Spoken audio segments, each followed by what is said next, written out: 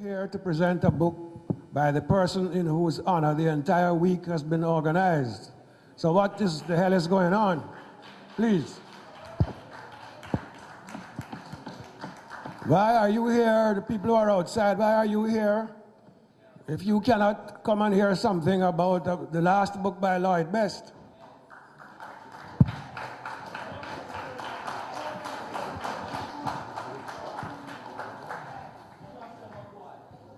The Caribbean is about the entire part of the New World that was subjected to the plantation system. And our first speaker is from Cuba. No? You're not ready? Greg is going to start. I thought I saw your name first. All right. So who is going to start? Everybody wants to fight over who should be second. Normally it should be those who's from the first. I just want to make the point that every leading Caribbean thinker who has had to deal with our condition and our reality has dealt with the Pan-Caribbean. And that started at the very least, to my knowledge, with C.L.R. James, with his classic work, The Black Jacobins, Toussaint Louverture and the French Revolution.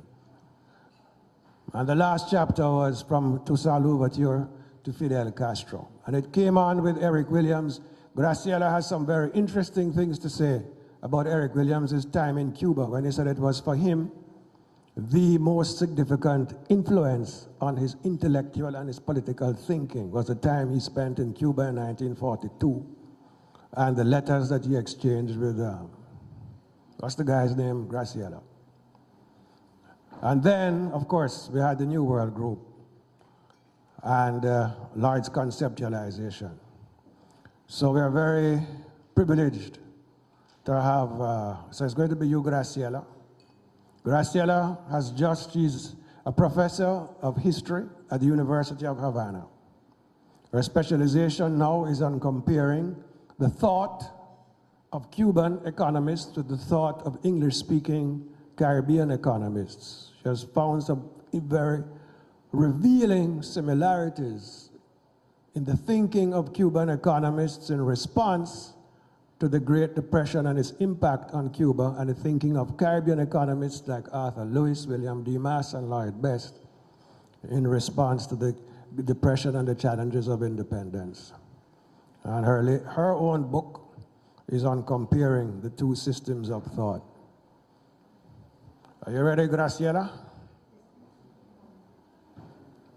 And since I have the floor, I want to say two other things at least. One is that you all need to learn Spanish and French. We all need to learn Spanish and French.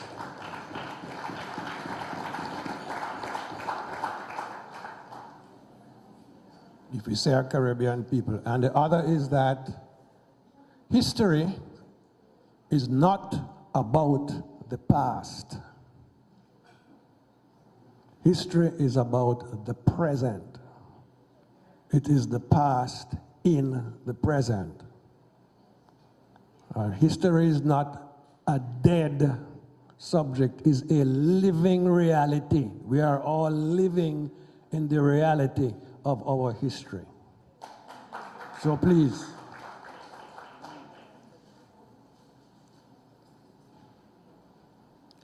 we are creating history. I like that. Let us create history.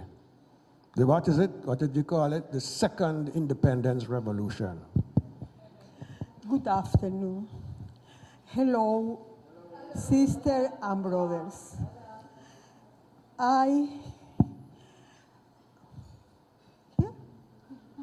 Ven por aquí. I can't speak English well. For that reason, I will use the help of my brother Norman Girvan to translate me, because I am so interested that you understand my message from Cuba. To be born in the Caribbean is not to be a Caribbean people. I am a so young Caribbean woman. I am a Caribbean woman, a woman there are only 16 years ago, the year where I met first Lloyd Best, second Carrie Levitt, and third Norman Gilbert. I want to thank them to be me, yes. A Caribbean woman. I have a presentation about the publications in Cuba on the Caribbean. In Cuba, we have a so important cultural institution, Casa de las Americas, that was created in 1962. And from 1967, it is consistently publicating about the Caribbean, the old Caribbean, Dutch Caribbean, French Caribbean, Spanish Caribbean, and English Caribbean. The most important, our literature, that's okay? I can't pronounce. Okay, we know what you mean. The most important literature hour in the South in the Americas and the Caribbean is the Casa de las Americas Prize.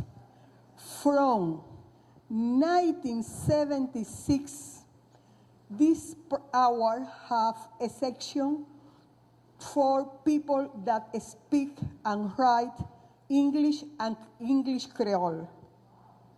And from 1979, there are another prize for the people that speak French and French Creole in the Caribbean. As you can see, in Cuba, we have a tradition to know, to translate, to put in Spanish the best legacy, intellectual legacy in all the Caribbean. Yeah. But during the 90s, we have a very bad economic situation in Cuba. Some of this publication was down, okay? Yeah, yeah. For example, there are a collection that the name is Our Countries. This collection was reestablished in 2008 with the publication for the first time in the world in Spanish of The Sea of Plantation Economy by Lloyd Best and Carrie Levitt, with a foreword of Norman Gilbert, with the cooperation of Surity Marahaf Best that cooperate with us in order to obtain the resource to print the books. I have here this material. This was a material about the plantation economy that Lloyd brought to Cuba during his second visit to Cuba in 1999. He used this material to teach the plantation economy in Havana University and Santiago University, Oriente University. I discovered the Caribbean in Cuba through Lloyd.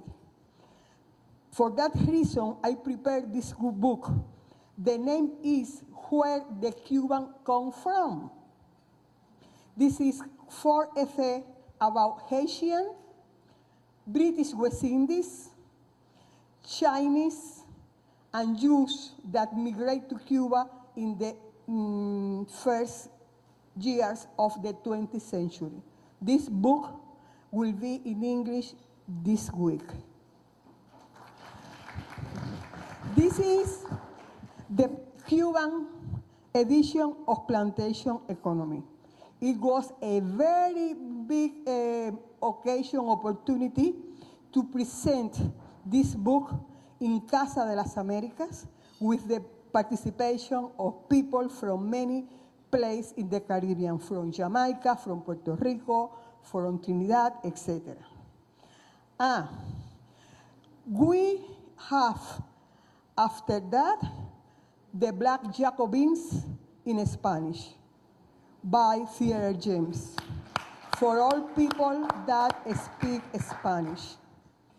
After that, we have begun this in 2008.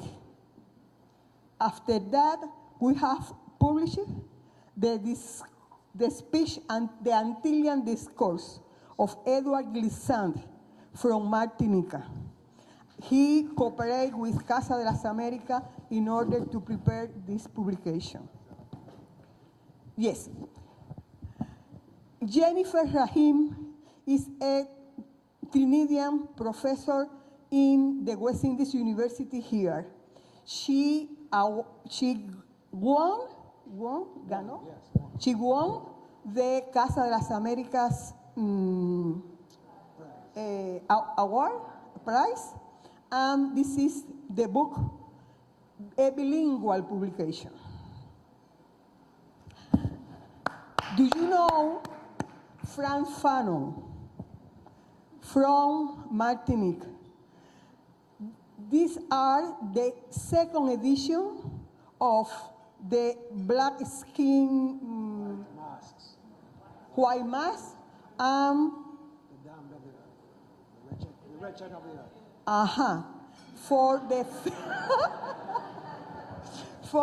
60 years of her died.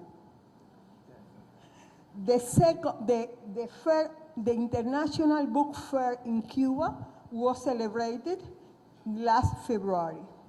And for that occasion, in Cuba, the different house publishing printed more than 40 titles. One of them is this, an anthology of Caribbean poetry, Anglophone Caribbean poetry, by Keith Ellis. Last year was celebrated the centennial of the birth of Eric Williams. For the first time, we have the Negro in the Caribbean in Spanish. And the letters that interchanged Eric Williams and Fernando Ortiz, because he visited Cuba during 8 weeks in 1940. This book has two capitalism and slavery, Sowell essay on the relation between Eric Williams and Theodore James by Humberto García Muñiz for Puerto Rico. This is the first book on Caribbean film edited in Spanish in the Caribbean, exploring the Caribbean film. In 4 sessions about cinema in the Spanish Caribbean, in Dutch Caribbean, in French Caribbean, and English-speaking Caribbean. This is a CD that was launched during the book fair with the Caribbean Atlas. This is a yearly, annual? Yearly. Annual. Oh, it's an annual. Yes, this is an annual publication of the Casa de la Caribe, in Casa del Caribe. This is a multilingual review, and this is digitalized the collection. As you can see, there are some of the books that are published during these years in Cuba. The first day, Kamla Best spoke about the importance of the language like a vehicle of communication. I am so sure that we need to work so hard in order to share our rich intellectual legacy.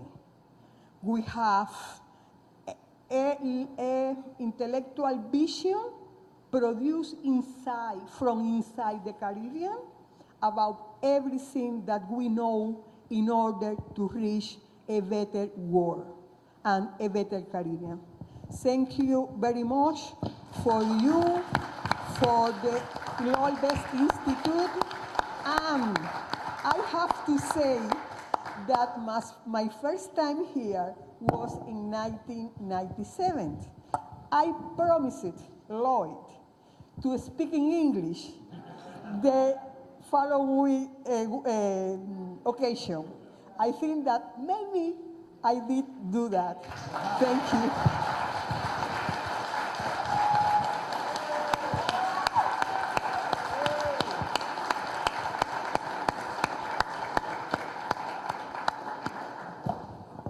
Graciela, the applause says it all. Thank you so very, very much for that. And we know that this effort is going to continue in Cuba, and we are going to start matching it here in the English-speaking Caribbean by publishing the works of Cuban and other Spanish-speaking Caribbean authors and French. We already have quite a few, actually, from some of the French, with the work of Edouard Glissant and Aimé Césaire. Just the other day, I was just reading a classic work by Aimé Césaire, Discourse on Colonialism.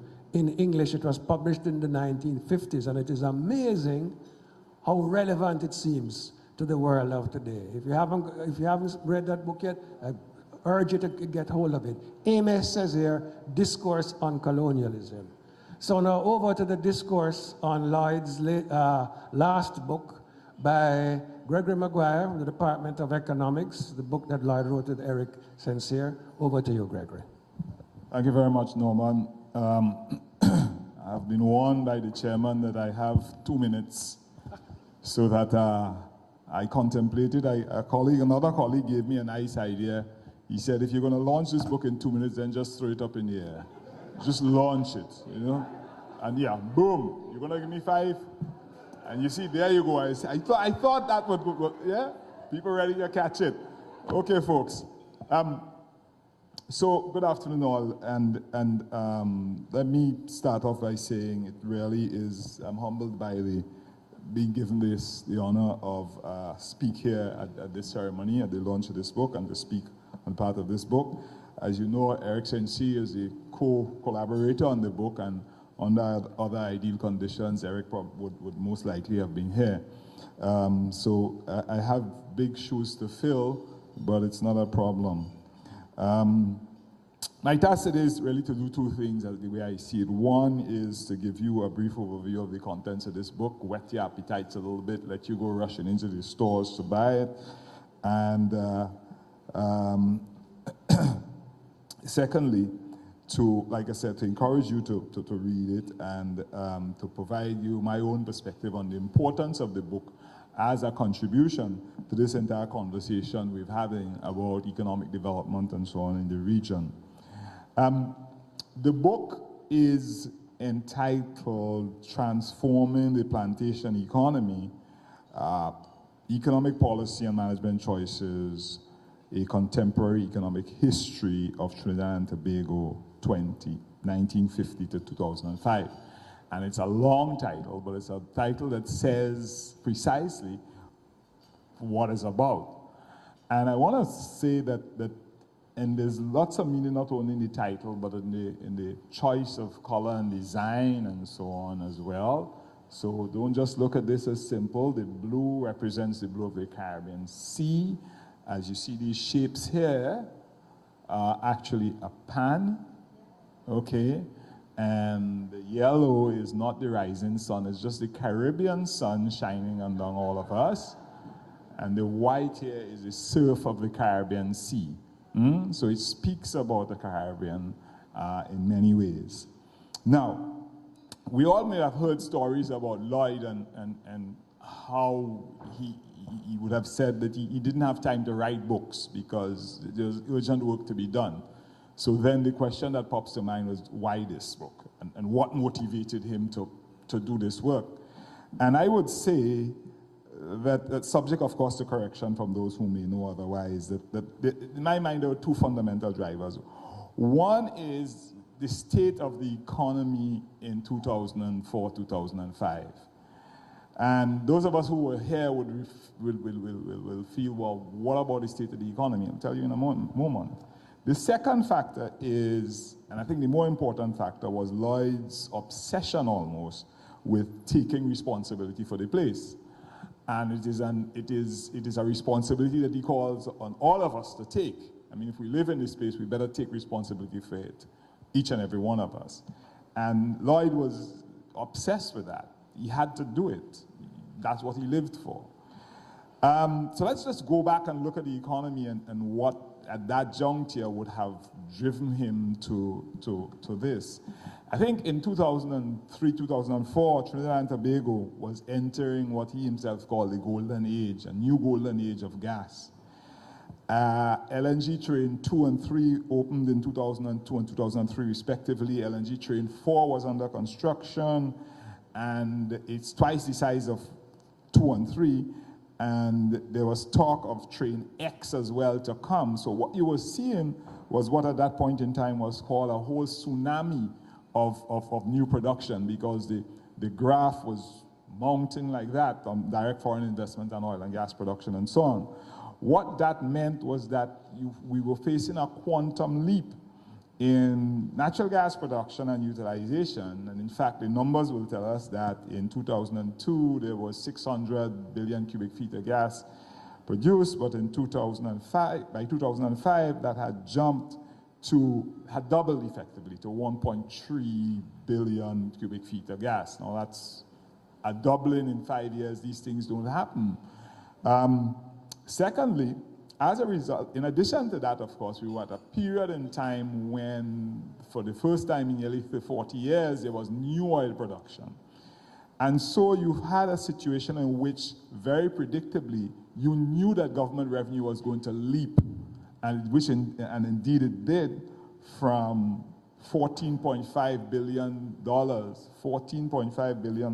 in 2002 to $38 billion by 2006. And that's a quantum leap in government revenue in that time. So Lloyd had several concerns, as indeed many people had several concerns. One was that this windfall associated with the new golden age of gas was going to be fretted away in the same manner as the boom years and so on. Secondly, that invariably consumption expenditure would absorb an increasing portion of the new wealth. The third concern in my mind was that he saw overheating the economy would create, of course, an erosion of value, while at the same time causing distortions in the market and creating incentives for unsustainable activity, including malls and that type of investments, consumption investment. Then he was concerned that, blessed with this new fiscal wealth and enslaved to the orthodoxy from the north, that government would, in all likelihood, will become involved in what I call an orgy of spending on political patronage and welfare under the guise that they were helping out, sharing the wealth among the people. At that time, too, there were conversations of Vision 2020 conversations were going on, and Lloyd was very concerned that Vision 2020 conversations were off the mark, that they were using the wrong models to do the work, and that they were trying to impose these old North American models from the North on the Trinidad and Tobago economy, and they would get it wrong. He felt that the risk of another lost opportunity for economic transportation was far too high to be left to chance. He wasn't taking it. Strategic intervention here was not a choice, it was an immediate imperative. And therefore, his first response was to present a paper at the Regional Monetary Studies Conference in November 2004 called Modeling the Economy.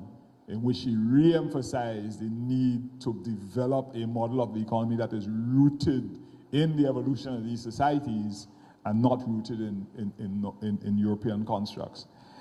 Secondly, so having done that, this message, of course, in his judgment, was far too important to be left to academics and people in the banking circles and so on. The audience was too narrow, and these guys weren't listening for years in any event. Lloyd then published a special issue of the Trinidad and Tobago Review entitled TNT Choices for Our Economy in an Age of Plenty. And still not satisfied, he made sure that he did a seminar for professionals and invited everybody from the Vision 2020 Economic, Finance and Economy subcommittee to attend that seminar and gave them the paper to make sure that at least they embraced it. They did in some ways. We know what has happened to Vision 2020.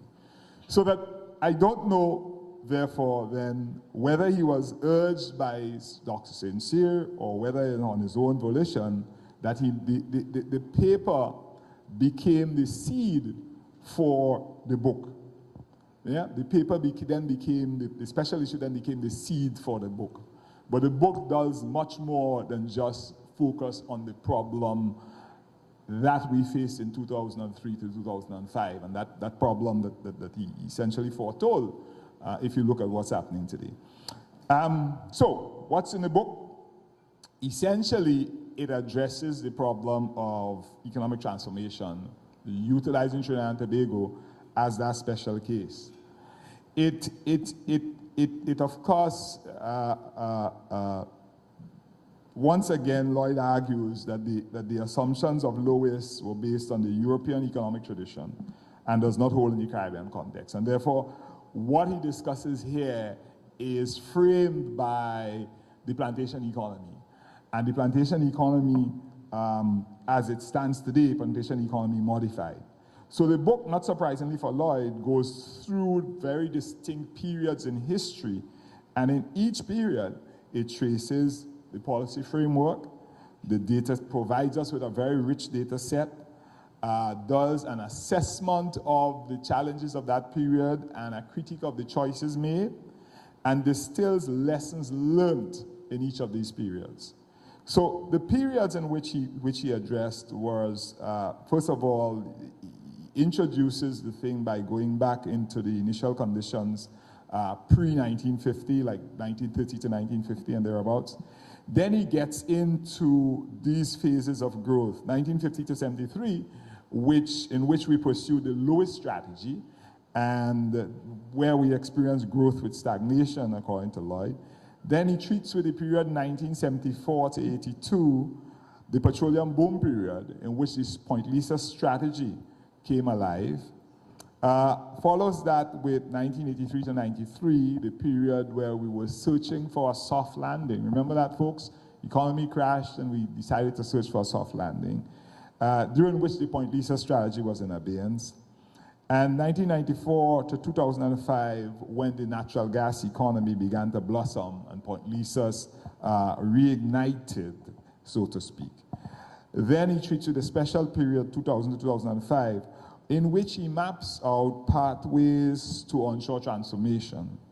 Now, drawing on these lessons from these respective periods, there's some important conclusions that Lloyd makes in the book. And I would only not read all of this, Mr. Riley. I'll just read a few of it, if you don't mind. So from the boom years, and I want to read this, the boom years, he says that the lesson from this period is that the logic of domestic expansion in response to changes in the international market conditions proved counterproductive. The economy was indeed diversified, but its basic structure not transformed. Jobs were provided, which could not be sustained. Incomes were generated in uncompetitive activity that could not endure beyond the offshore boom. Infrastructure and public utilities were expanded and wealth created for households that could not be maintained. Without a competitive business base, without viable productive enterprises and firms, without an entrepreneurial class capable of generating, rejuvenating, and growing income-earning businesses, productive activity does not constitute a long-term solution. As these patterns of expansion were being established when incomes were rising, underlying problems and structurally untenable nature of the economy were effectively masked. When favorable export conditions no longer prevail, the reality of an economy and society in genuine long-term crisis would be exposed to its fullest darkness, Even worse, the program embarked upon since the start of the oil boom would make necessary a set of adjustments measures virtually impossible to undertake. Now, at the end of the period when Point Lisas was in abeyance, when we were searching for a soft landing, here are the lessons from this period. We readily concede that dynamism in the offshore sector is critical to the overall health of the economy. It brings necessary foreign exchange and fiscal revenue. However, these gains are not by themselves fully satisfactory. They do not, by their nature, percolate to spread employment and income. Moreover, the sector tends to be volatile, both on account of wide swings in investment inflows and on account of fluctuations in international commodity prices. A vibrant onshore sector would stabilize the economy. This is recognized in the call for transformation. However, equipping the onshore sector dictates initial foreign exchange spending. The sequence which suggests itself is that onshore transformation has to be effected when the boom offshore is at peak. This is why, while fully conceding that investments at Point Lisas during the 70s and 80s added substantially to the stock of productive assets and to some expansion in technical and managerial cadre, we hold the view that the strategy of concentrating almost exclusively on the offshore sector was to a great extent misplaced. Essentially, drawing from these lessons, of course, Lloyd then goes on in the final chapter of the book to actually lay out a prescription for the golden age, for policy and management and so on in the golden age and beyond. And there are three major components of that. He expresses the need for an incomes policy. He speaks to the business of establishing a series of funds to manage the inflows of revenue, and speaks essentially about four funds, a revenue stabilization fund, a heritage fund, and a provident fund. The provident fund being the most important one because it provided for all other expenditure, and it was net of the amount you take out for stabilization and an amount that you took out for heritage, which were two very important parts of it. And then you distribute the provident fund across investment and consumption. So, in summary, I think that what we face here is many things. First of all, I think the work this is a seminal work on economic history and also on industrial policy. So those young folks who don't know and don't understand, don't appreciate, are unaware of the journey that we've been through since 1950 in terms of industrial policy, is pretty well articulated here. It is not only a cogent analysis of the past, but it provides us with forthright proposals on how we should proceed.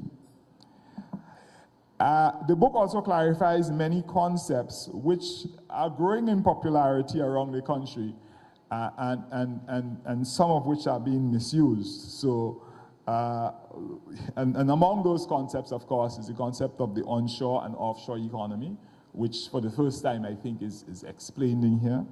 The concept of the maroon firm and as distinct from a satellite firm is also explained here. His views on the Heritage Fund and Stabilization Fund and these things. And the concept of import displacement.